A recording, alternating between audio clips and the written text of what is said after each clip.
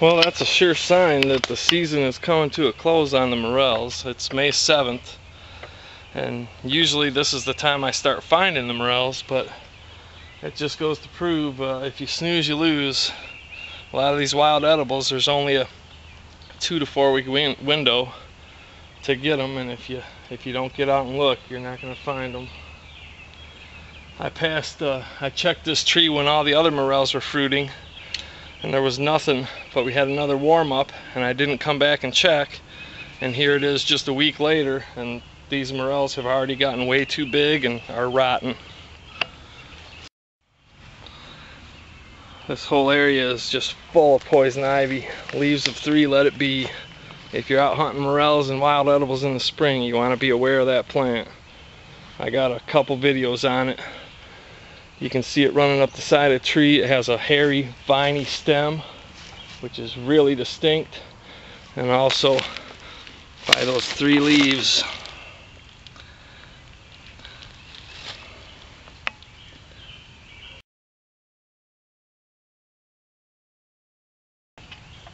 When the leaves on the oak are as big as a mouse's ear, that's when the morels are fruiting.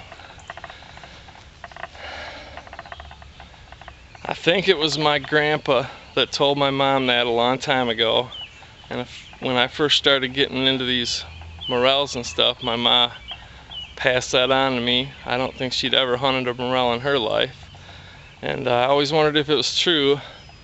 I heard another wild mushroom forager tell me the same thing, and I believe it is true, because this year we had a real early season, and when I was getting morels, the leaves on the oak tree were as big as a mouse's ear.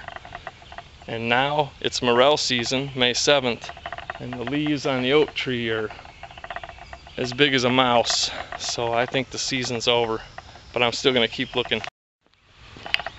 Another good tip without using a watch or a calendar to find morels is when the lilacs are blooming, the morels are popping.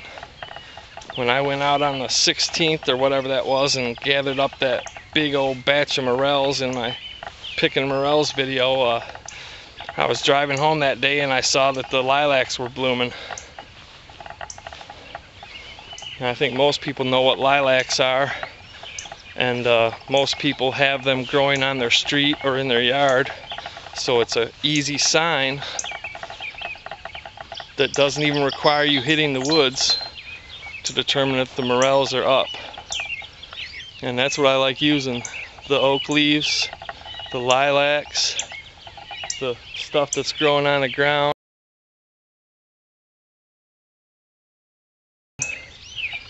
If you're out in the woods enough, you can tell just by the way things look if the morels or any other wild edible or animal or whatever you're after is going to be out and about.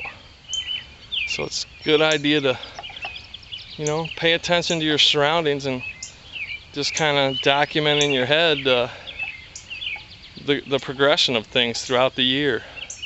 That way you don't have to ask people if the morels are popping. You can just look out your window and see, oh, the lilacs are blooming and the leaves on the oak are as big as a mouse's ear. I know it's morel time.